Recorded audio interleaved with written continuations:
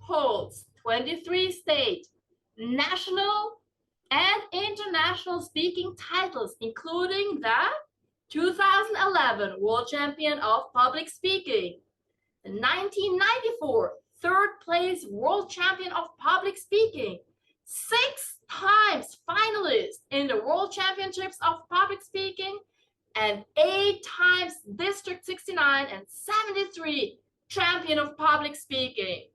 With no further ado, Jock, please take on the floor. Thank you.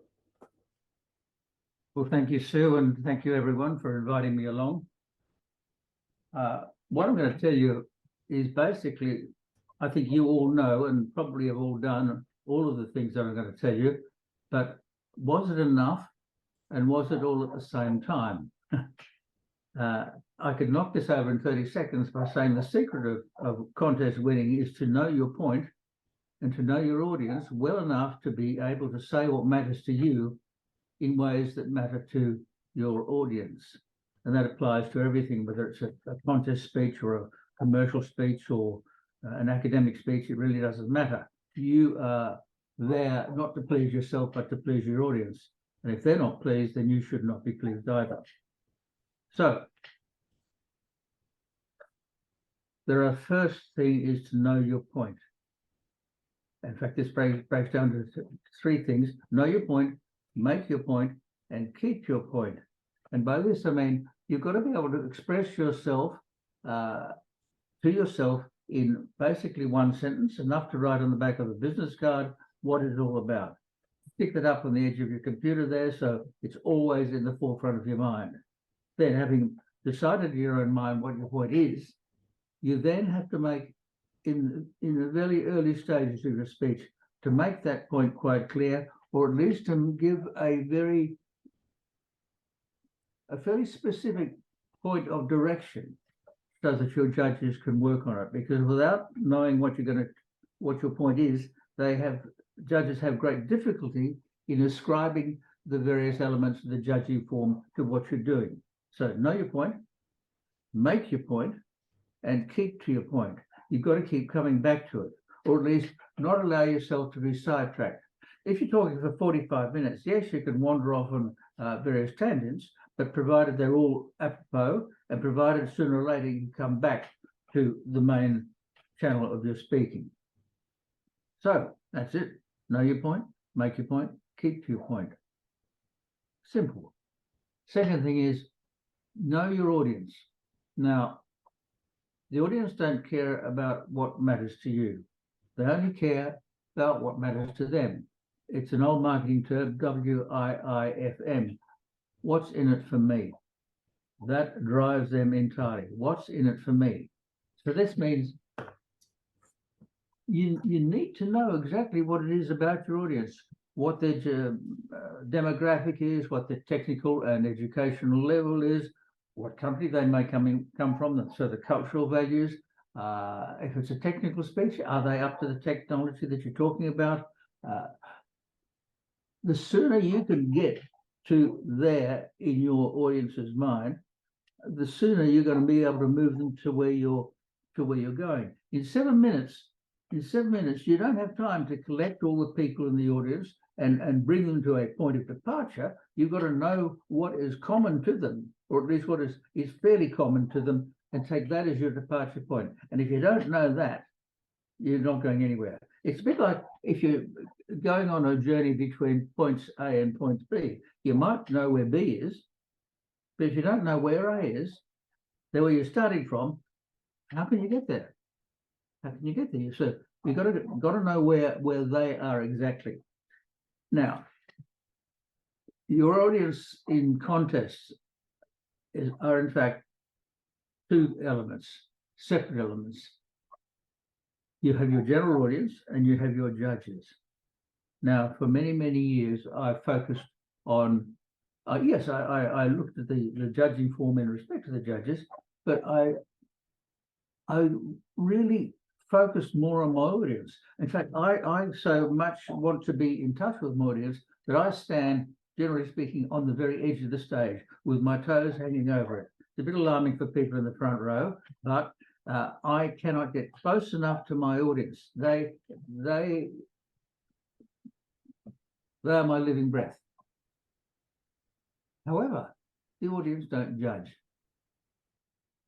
Okay, having said that, you can expect that your judges are a microcosm of your audience. So what in general terms applies to your audience applies as people to your judges. But then the judges aren't really people in the general sense way of speaking. The judges have a very specific point of view, and they listen and see with very specific ears and eyes. They are trying to put the values on the judging form against your speech. So it's not enough to go through the judging form and say, yes, yes, touch that, tick, tick, tick, tick, got all those. You must very carefully think that the judges are looking for landmarks. They don't have time to think about stuff. It's got to be obvious to them. So they can say, yes, got that, good body language, good structure. Yes, I see the point, I see it early. The originality, they don't have time to think because they've only got a minute to think.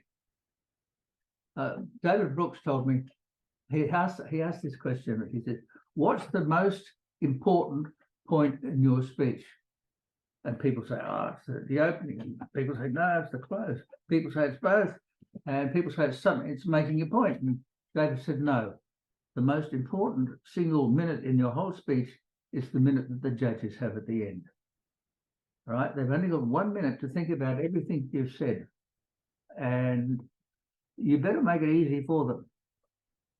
It's a bit like dealing with the press. Don't make it hard for them. Give them something to work on. Give them sound bites and things like that.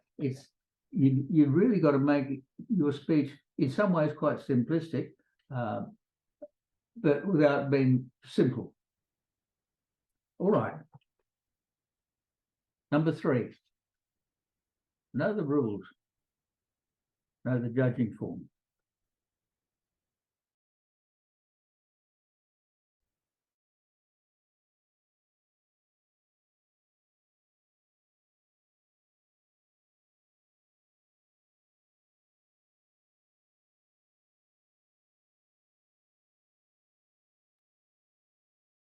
There he. I see him now in black. Yeah, I think he froze. So Okay, so it's this time not on my end. I can still see him. oh, Back again. All right, number 4. Yes. Your speech title. Your speech title should say something about your speech, but not too much. It should be a tease. It should be cryptic. It may be that your speech title will appear in your opening line or in your closing line or several times in the body of your speech or not at all. And my advice to you is don't start, when you're preparing your speech, don't start with a speech title. Very rarely does that work because that will often send you down a one-way street. Give yourself a working title. So my winning speech is Just So Lucky. My working title was Friends.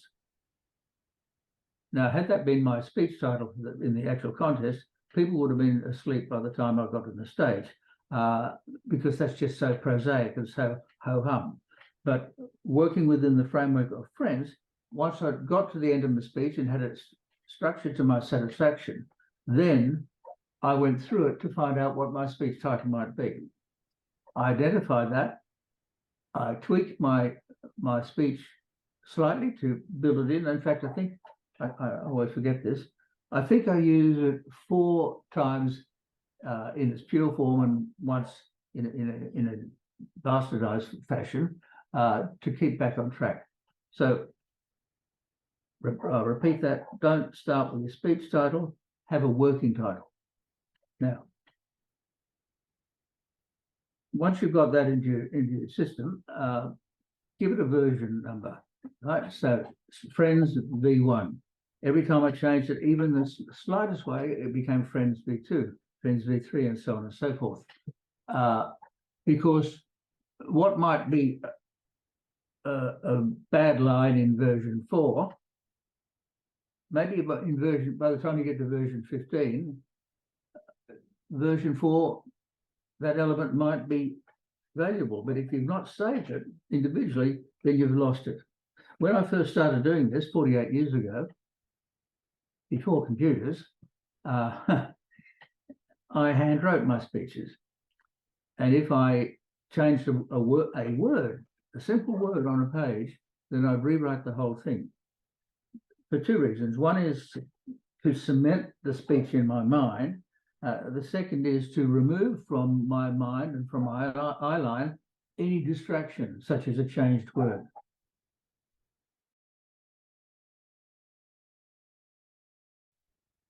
I first did this speech in 1993, I think, in Toronto, where I was disqualified by going over time by 2 seconds. And I think I had 15 versions there. When I reworked it, and I reworked it considerably in 2011, I had, sorry, there's a lot of background noise going on around here. I had 11 versions. So you can see that you might have to do a considerable amount of work on a speech. So on that speech, for example, 15 and 11 is what, 26? So a lot of work goes into these things. Right. Now, how do you start your speech?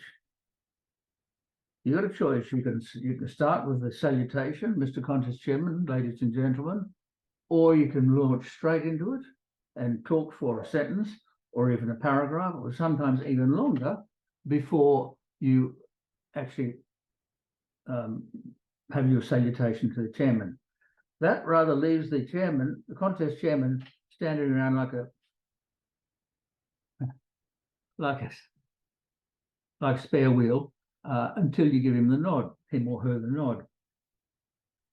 If you're going to do that, if you're going to have a delayed salutation, then tell them so they can know to sit down straight away, because everything that's happening on the stage is part of the show. Everything you say and do, everything that happens around you is part of the show.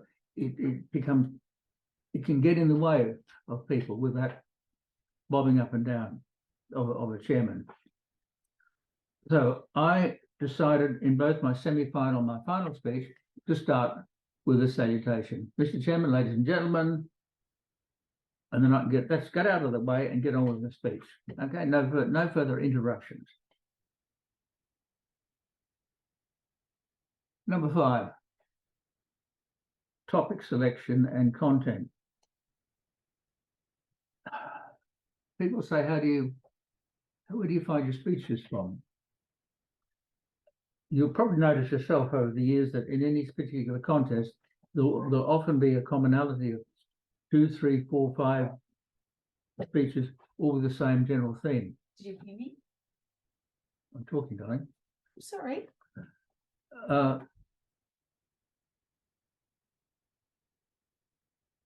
Sorry, distracted there. Or it might be a song title or a piece of verse or part of a joke. One of my speeches was based on a quote from Groucho Marx. Outside of a dog, a book is a man's best friend, but inside of a dog is too dark to read. Now that gave me one of my themes, which I like. And my topics are relationships, self-esteem, and small heroes. By small heroes, I mean your mum, your dad, the man down the corner, even the lollipop lady who looks after the kids crossing. Not the big ones, not the Gandhis, not the Churchills, although they certainly quote them. But because to have a huge, great hero like Churchill, for example, it's a long way up there for people to aspire. But if you see some quality in another person, you think, oh, that's nice. Now, when I first became aware of the World Championship of Public Speaking, it was, I think, in my second year of Toasties, And one of my club members, lovely man, won the district, went through and was I think he was knocked out in the semi-finals. He may have made the finals. But suddenly I thought, hold it, you don't have to be Hitler, you don't have to be Churchill, you don't have to be Kennedy or Reagan to be a brilliant speaker. Anyone can do it. If Ted can do it, I can do it. And that's driven me all the way along these many, many years to prove to myself that I could do it. Not in itself to be the best in the world, but to say, yeah, I can do this. And this is what you can say to yourself too. You can do this. You can do this. Relationships. My winning speech is obviously about relationships. Self-esteem. We live in difficult times. Or well, you could say that. Could have said that since the time of the Babylonians and the Egyptians. We all live in difficult times. But it's how we treat those times and how they relate to our view of the world and our view of ourselves that drives many of my speeches.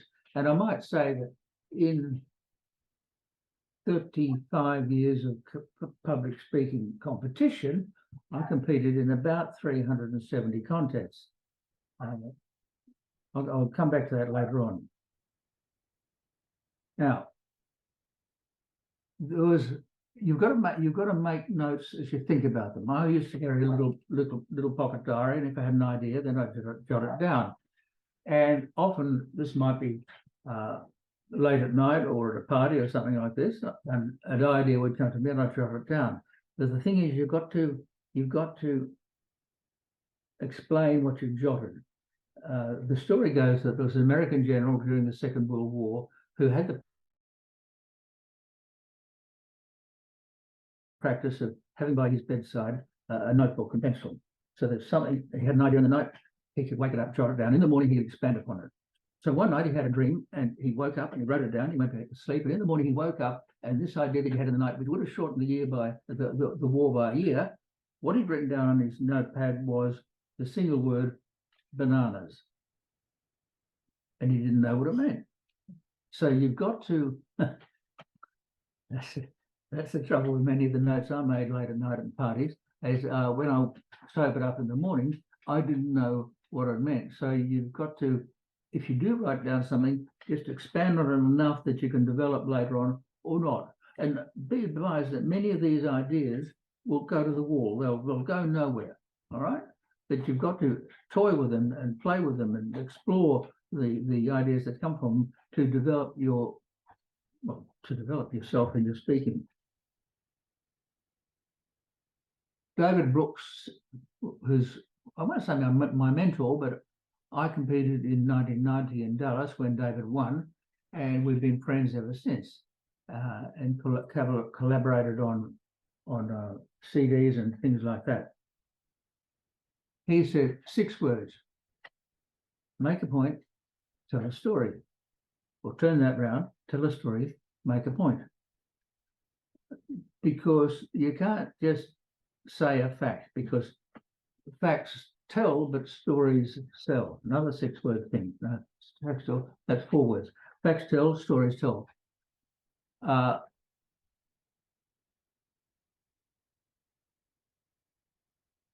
So any point that you make is best made by a story which illustrates it. And you can, as I said, turn it around and have the story first from which you take the point. You remember when you were a child, your mum or dad would tell you a fairy story, and at the end they'd say, and the moral is such. So what you have this is exactly that kind of concept, in that a story from which a moral or a point is taken. In your topic selection, there was a problem that, I'll put it another way. It's only in recent years that women in significant numbers have been competing and have been making the final, have in fact have won the international the World Championship. Previously, there weren't many women doing it, and often they had a speech whose main point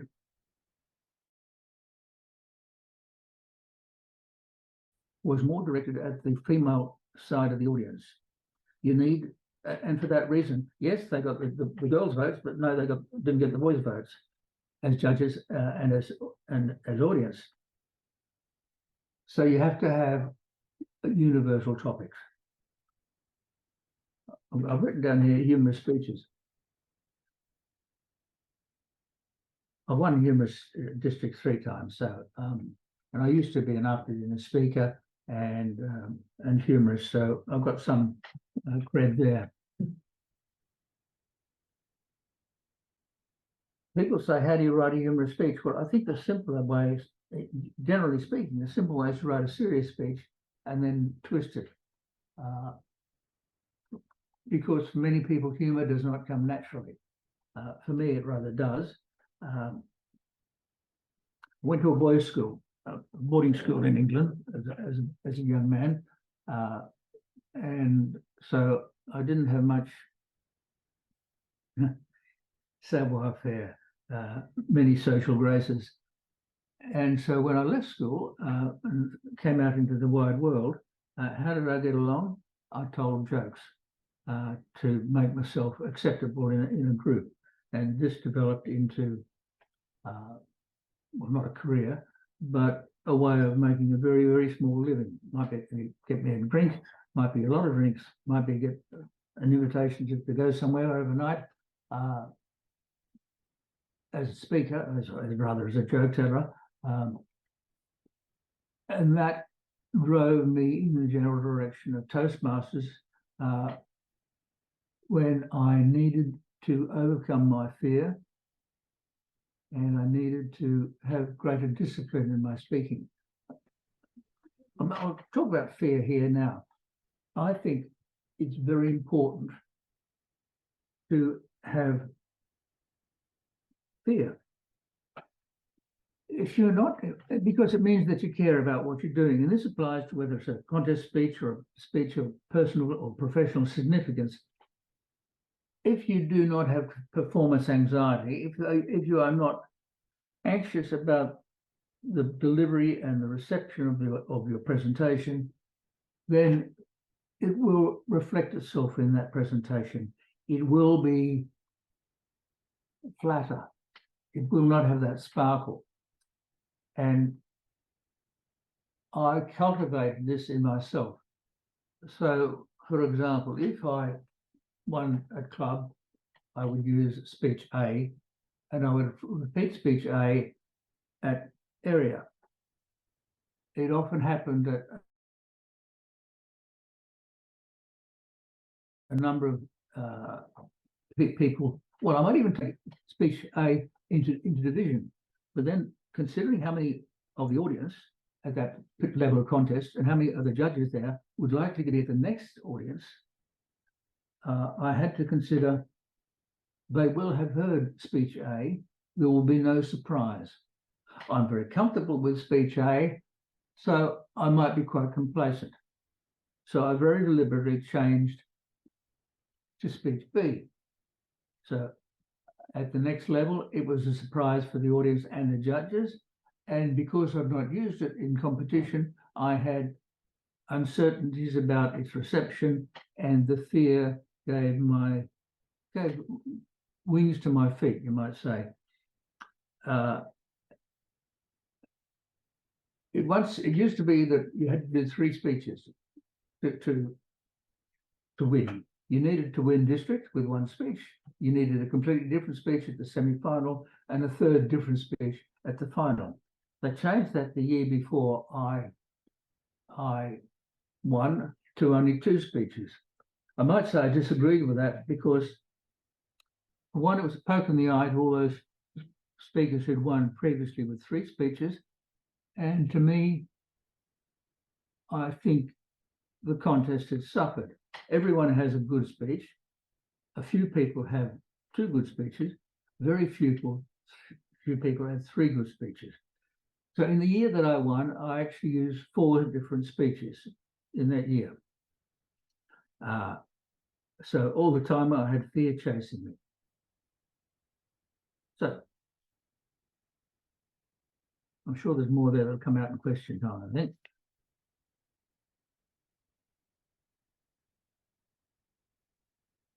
Six. Yes. Keep it simple, stupid. You've all heard that, I'm sure. One of the things that I consider when I'm judging the speech and trying to write a speech is value. And I mentioned before what's in it for me, but there has to be value. I think now there is nothing new under the sun. I believe there is absolutely nothing new under the sun. So all of this, and you've all seen speeches which time and time again, which dwell on the same topic.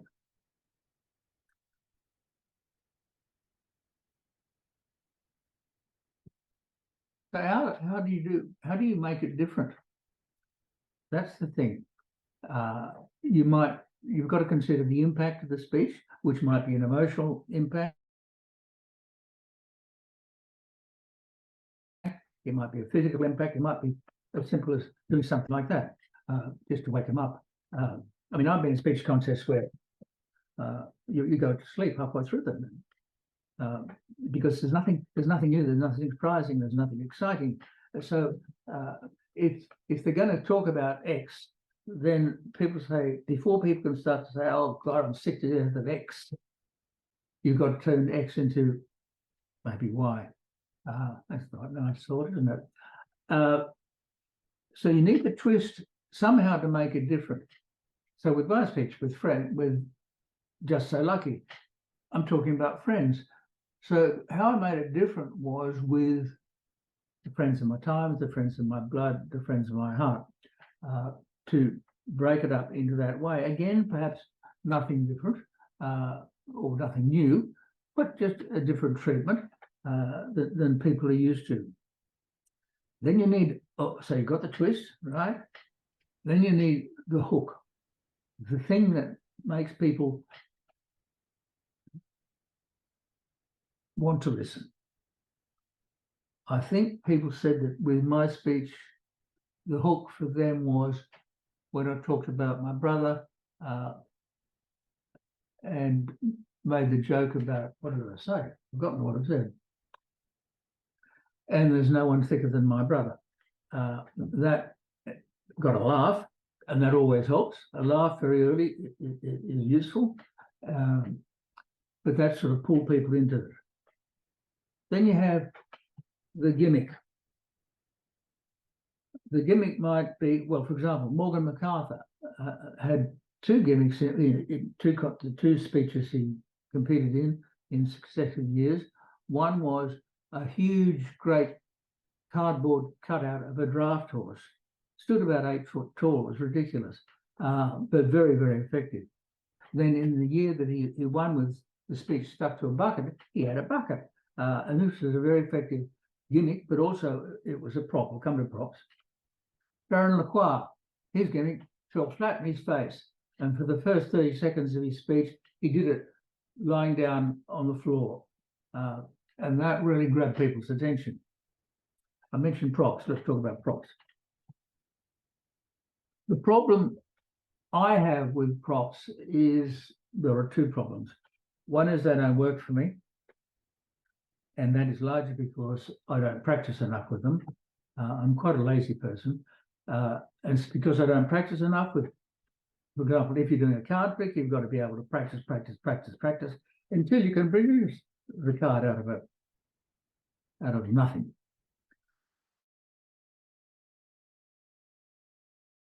But the thing about a prop is, if you show someone an object as your prop, then that is what they see.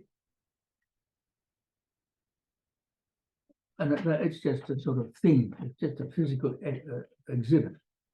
Has no emotional value in itself. But if you describe something to your audience, then that description, they imagine for themselves the thing that you're talking about.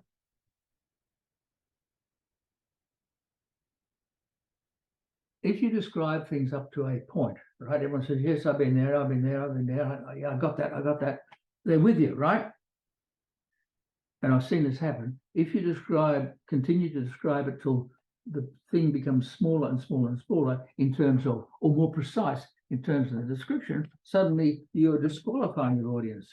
Before they're qualified, now suddenly they're disqualified themselves because they cannot cope with the precision of image that you've given them. But if they exceed that thing in their mind for themselves, then they earn it. Now, when I was rehearsing for my speeches, my semi-final speech was called Swimming with Crocodiles. And to illustrate this, I had an 8-foot long blow-up plastic crocodile, which I kept in the wings, attached to my foot by a thin black cord. So I would talk about the crocodile, and with a jerk of my foot, suddenly it would come skittering out on the stage. Big laugh. The problem is that having made that point, there I've got this large dead plastic crocodile lying on the stage all the way through the rest of the speech.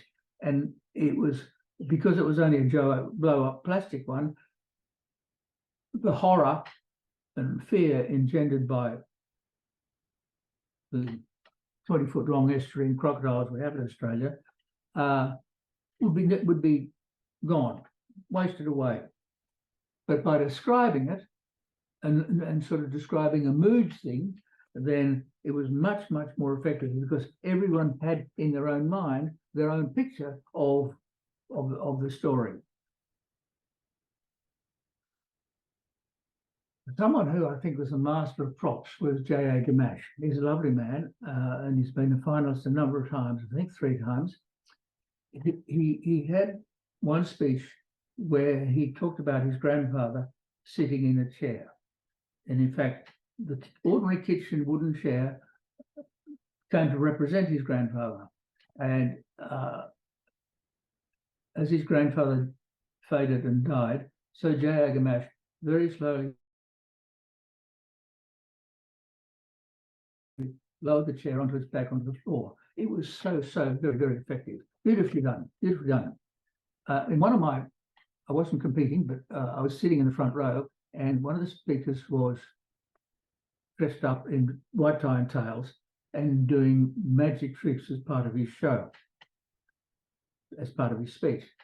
The trouble is, right in front of me were his feet, and he had dirty shoes. The judges were sitting in the front row too. And whether they took any notice of dirty shoes, I don't know. But had I been a judge, then it would have been a component in my marking of appearance, because I would have marked him down for that. I make it in all my presentations, I've made it a point to be as impeccably dressed. You don't want to be so beautifully dressed as that to be a distraction in itself, but you certainly do not need to be underdressed. If any of you saw down in 2012, I think, yes, Dhananjaya Hetirachi had a beautiful speech. It wasn't, it was later than that. It might have been 15. Anyway, with a rose, and he slowly picked the petals off the rose and dropped them to the floor, and it was just beautiful. Now, stage effects. I had my 3 friends, and if you watch the video, you'll see that I went over to a point on the stage and said, this is where the friends of my times were, and then here the friends of my blood, and then over here the friends of my heart. And what I did was, this is called blocking. This is where you give to a part of the stage an identity. And as I spoke about these friends, various friends in the course of my speech, I either went to where I'd established their identity before, or I pointed to them. And here you see a picture speaks 1,000 words. And in each of these instances, the friends have become, in the minds of my audience, have their own identity, because the audience have friends of their times, friends of their blood, and friends of their heart, and they can relate to that. In fact, if you look at my speech carefully, you'll see that it's not about me, it's about the audience, because every element I talked about in my speech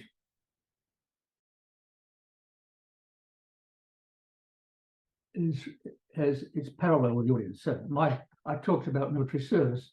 Well, the highest I reached in military service was acting temporary unpaid lance corporal in the school cadet force. But my father was in the war, my grandfathers were in the war, my uncles were in the war. Every member in the audience in the United States certainly has fathers, mothers, brothers, sisters, children who have served or are serving in the forces. I talked about children. Well, I don't have children, but I've got dogs. They're my kids. So again, see, common ground. Everything I said was something that the audience could belong to.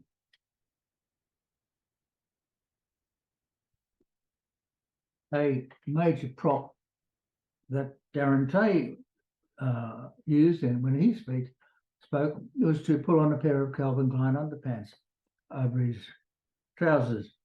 Not a good look. In fact, I didn't like it. I felt very uncomfortable with that particular concept. It was about bullying, that was fine, but I just was not comfortable with that image that Darren portrayed. But that was fine. It certainly suited the judges all right, because he won. Now, number 7, attitude. Are you speaking to, or speaking at, or speaking with? I try to be speaking with. I try to identify with my audience, and I want my audience to identify with me and my topic. So that to me is very, very important. If you're speaking to or at, then it becomes quite distant. It becomes you and them, you and me, different.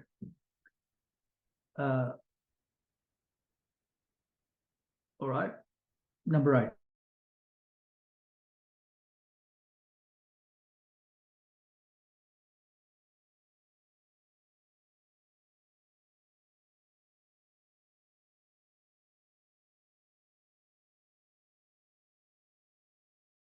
Other significant works.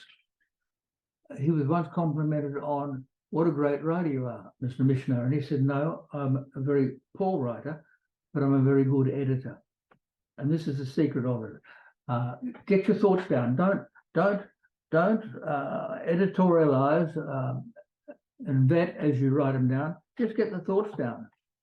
Then you can start to sort it out. And I might add that one of the best ways of making your editing easier is lots of white space. Now, if I can show you what I mean.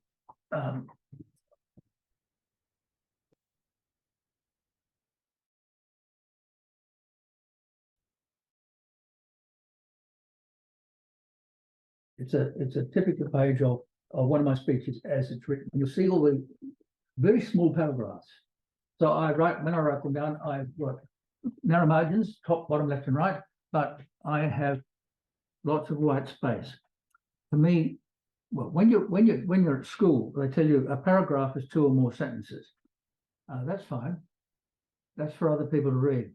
But your script is only for you to read. And so for me, a paragraph is one idea. And that might be on one line. It might be one word. Okay, but with them all broken down like that, with all the white space in there, it's so much easier to edit because it concentrates the ideas. It's very important to me that your punctuation, your grammar, your word choice, your accent are all right. Now,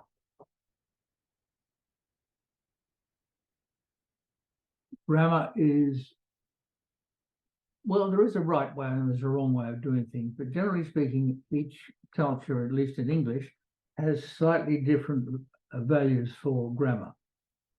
So if you're competing in a country which is not your own country, it's important to make sure that your pronunciation, your word choice, your grammar, your accent are all clearly heard and understood. Now, when I was competing, I would go to the States a week before the contest, and always went to Founders District in Orange County. And I would then visit in that week 10 clubs, morning lunch and evening meetings to rehearse my speeches, semi-final, final speech, semi-final, final speech, to make sure, two reasons. One, to acclimatise, for my body clock to change the 16 hours necessary, for me to not go to sleep in the middle of my speech, to make sure that my audience understood me. So I won't change my accent, but I will change word usage if I think it's necessary. And also, a lot of clubs are pretty small clubs. They don't get out much. They don't have many examples to put their own speeches against. So when someone, I say this in all modesty, of my caliber, and that includes all of the other contestants at my level, comes along to a little club in an out of the way place and does their speech, you get a wonderful reaction. It's so warm. The last coming is the tears flow. It's just wonderful. And what this does, not only clarifying your own presentation, but giving you a great boost so that when you come to compete in the semi-final and the final, you're so full of yourself, it's ridiculous. So I found that a lot of fun. And I go back to clubs time and time again. I've mentioned saving your version. Now, twice I've seen at international level a speaker get up and say, "Mr. Contest Chairman, ladies and gentlemen, Mr. Contest Chairman, ladies and gentlemen, I'm sorry, I've forgotten," and walked off. And I thought, what a tragedy. What an absolute tragedy that a speaker's got this far, worked this hard, letting himself down, and for some carrying the enormous cross on their back of letting their district down because they couldn't remember their speech. Bottom line, I always carried my notes with me. I'd have them photocopied. I'd down to a point, I think it was 0.6 of a size, pasted back to back on a sheet of cardboard, corners rounded off, so I could slip it in my pocket. Now, by the time I got this far in rehearsing a speech, I know geographically where the elements of my speech are. Does that make sense to you? I know where a third of the way down page 1, there is such and such a line. On the top of page 2, there's such and such a line. So I would place my pocket, my palm card in my pocket. If I needed it, I could pull it out and my eye would immediately go to where it was. Now, I would lose perhaps a small point for manner, I think it is, on the judging form for a reference to notes, but I wouldn't lose the whole thing because I didn't have them. So the thing is, because I always had my notes, I never needed them. If you don't have your notes with you, then the worry is that you'll need your notes. It's to me, that's a no-brainer. Carry your notes. Carry your notes.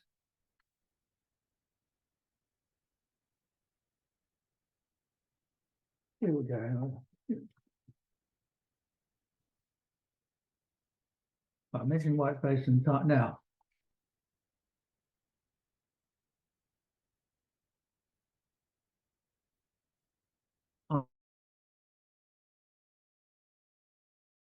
when someone sends me a speech to edit, the first thing I look at is the word count. In my first speech that I did at that level, let me see, in Camelot, I had about over 1,000 words. I've seen other speakers who had over 1,000 words to get into this 7.5 minutes. I don't know how I did it, but I did it in Dallas without being disqualified. But with my accent and that number of words, I think it was over the heads for many of the audience. When I did my winning speech in '93, I had 808 words and I was 2 seconds over time. When I revised it, I had 717 words and I came in at 6 minutes 48, I think. One of my fellow contestants in that year had 100 words fewer than me, but took a minute longer to say them and was disqualified. So I recommend that a good target for writing a speech is 700 words, between 700 and 720. You can go longer if you want, but you've got to consider what in my speech must I have and what is just nice to have. If it's nice to have and you are at risk of going over time, then it must be dropped, okay? And this is the problem for many people. Looks like red. I've got Earl. Is that right? I've got 5 minutes, or I've finished.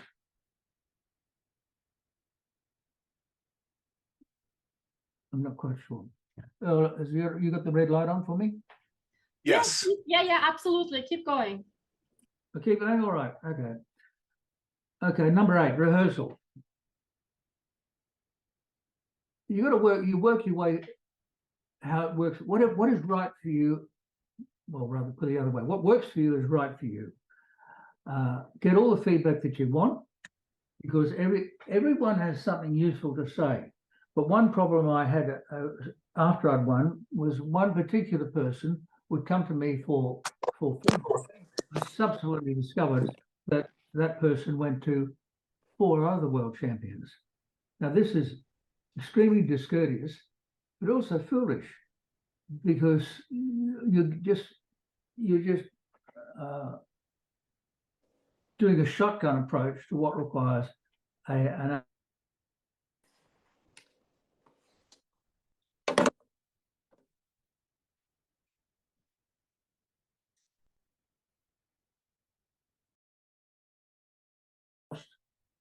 and say nice things to you, then you've won. If a year later they come up to you and repeat the lines of your speech to you, then you've won again. And if 10 years later or 20 years later, people are still talking to you about your speech, then you've won. So the thing is, every contest is a victory if you make your point. Finally, at number 10, relax, enjoy yourself, but don't self-indulge. You might be there to win, but that's out of your control. You're there to make your point as well as you can. And if that is your focus, if your focus is not on trying to win, but on doing the very best you can with your speech, then win or lose, you'll win. Madam Chairman. Whoa, that was amazing. Thank you so much, Jock, for sharing. And I would have a little question to ask you. Would you mind to repeat your point 3 again? The one with the judging ballots. Unfortunately, your screen froze and we didn't hear that very important point. Point 3, know the rules. Know the judging form. Identify in your speech what landmarks you can give the judges. Simple as that. All right. Know the rules. Awesome. Thank you so much, Jock. And one more thing before we move over to the Q&A session. So yes, this meeting is being recorded, and our amazing videographer, Jim, will send to you the recording. And Jock has also kindly agreed that we are able and we are allowed to share it. So thank you very much, Jock. And now let's move on to the Q&A session. I hope everybody noted here some good questions to take opportunity of this once in a lifetime possibility here. So you can just raise your hand. If you go to the bottom, you see the reaction smiley button.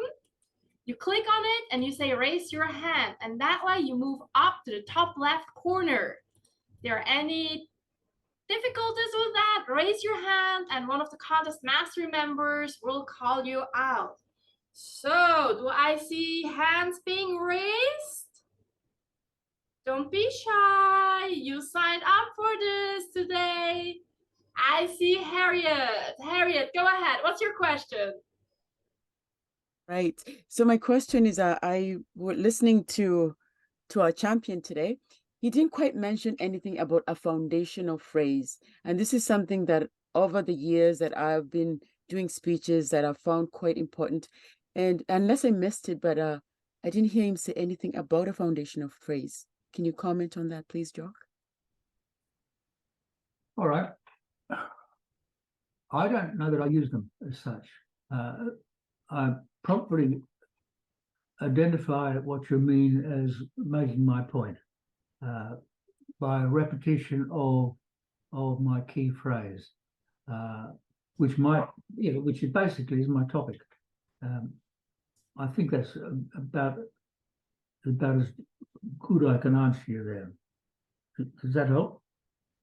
Okay, yes, it does. Yeah, thank you. Awesome. And Jim, what's your question? Jock, obviously you're an expert on an awful lot of winning speeches. You had some terrific examples from speeches of the past. I'm curious, are you seeing changes in the winning speech formats or topics or delivery in the more recent contests in the past few years? Well, as I mentioned, now that you only have to do 2 speeches, I think there is a challenge for quality. There is probably a more casual approach by many speakers. There is often you'll sit in the audience and think, oh my word, there's the winner. I wonder what they talked about. Sometimes the emotional impact of a speech is such that it overwhelms common sense. And to me, it has to make sense. I think it's very fair to say that the performances that we do on stage in Toastmasters would get you laughed out of town if you did it in the real world. I think there needs to be restrained enthusiasm. Well, not restrained enthusiasm, but running around screaming and waving your arms does not answer. That help? Very much so. Thank you. Awesome. And the next one here is Jason. What's your question? Can you hear me? I can't turn on my video. We can hear you loud and clear. Okay. I basically have 2 questions. First question is, what was great about your speech, which is very different than any speech that I've heard, because I've listened to your speech several times, is that you illustrated a concept, and where it was the 3 different kinds of friends and relationships. So I never seen anybody who've done a concept, but that was a very brilliant way to illustrate a speech, is with a concept that you broke down within the course. I suppose it's my style. It's the way I look at it. I read probably a book a day and have done all my life. So I have a grasp of English, of good writing and of bad writing, and it colors the way I speak. I mean, I can be extremely informal. I've got a foul mouth at the best of times, but in a speech, it's very important that I say what I want to say and say it with economy, but say it so that it's not just black and white, it's coloured. But Jason, you had a second question? Yes. The other thing about your speech, which I thought made it very distinct and unique, especially from the speeches nowadays, is that nowadays there's such a focus on having dialogue between you and another person within the speech. Yours was completely telling an entire story. And that was captivating in and of itself of how you did that. You know, it's again amazing how you did that without having dialogue in the speech. Since even coaches and everybody nowadays says, oh, well, you need to tell your story through dialogue, but yet you were able to do it without that. I'm still amazed at how you did that. Well, look, I go to work one day a week. I see my doctor one day a month. I've got Toastmasters one day a fortnight. Otherwise, I don't talk to anybody. So dialogue is, in that respect, is not part of my life. Generally speaking, when I'm talking to someone, it's talking to a point. And I don't do dialogue in a speech because I'm just not comfortable with it. Some people are, some people aren't. I suppose I could develop it, but I'm not interested in developing it because what I do for me works. But that's not to disdain dialogue. It's just not my style. Oh, brilliant. Is that help? Yeah, just completely admire your ability to communicate. You use what works for you, and it worked just brilliantly. Yeah. Exactly. Thank you for a great question, Jason. I had the same thing on my mind because in today's time, you see all the speeches having the dialogue, and I did notice that as well, that you didn't have that, and you won. So that was a really great question here. Actually, Sue, in some Ted Corcoran, the lovely Ted Corcoran said, Jock just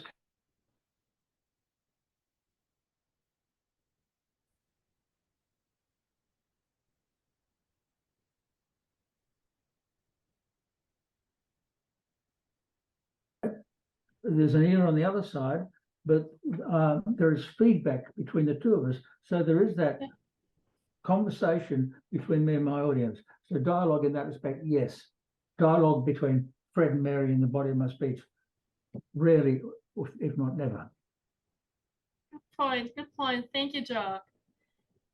So, who else is going to raise her or his hand? This is a once-in-a-lifetime opportunity.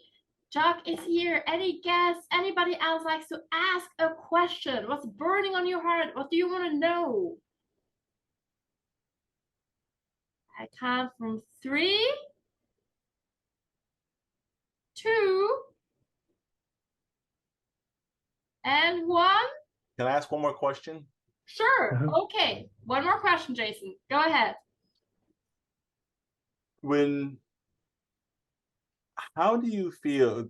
One thing that I worry about is you were able to find out what works for you. Now, was that something that you found out based upon knowing yourself as a speaker, or did someone coach you into figuring out the best way to deliver, to find out how you can deliver your speeches? Because I always worry with I mean, I've not had a coach before, but I always wonder that you have to, like you said early on, you have to know your message. And I know that that's something that a coach can't give you or do for you. So, you know, did coaching play any part of how you developed who you became as a speaker, or did a lot of this come from you and your ability to read as much as you do and to keep, you know, revising and rewriting your speeches? Coach, the only person I put to my speeches is, when they're virtually complete, is to David Brooks for feedback, but it doesn't. It's never been coaching. It's merely been a response to specific questions. I think the coaching has been if you might say, the University of Life, I've just competed, as I said, 370 speech contests. I mean, that includes all of them, topics and evaluation, and within Toastmasters and outside Toastmasters. It's going out there and putting yourself in harm's way, where you learn what works and where you learn what doesn't work. And you apply these lessons, whether they're explicit or implicit, you apply them to your next presentation. Wow. Thank you. Awesome. And now I have a little favor to ask everybody. Can everybody please unmute themselves?